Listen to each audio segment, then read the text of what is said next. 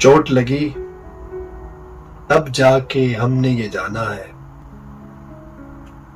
कौन अपना और कौन बेगाना है। वो जो मुहाफिज थे वही गिरेबां तक जा पहुंचे। अब इन बाजुओं को और क्या आजमाना है, कौन अपना और कौन बेगाना है।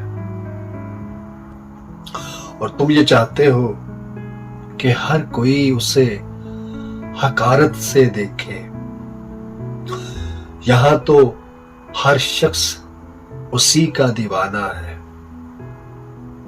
कौन अपना और कौन बेगाना है। और वो जो पाबंदे सलासल है न करदा गुनाहों के एवज, और वो जो पाबंदे सलासल है न करदा गुनाहों के एवज, हमने एक रोज मसनद पे उसी को बिठाना है।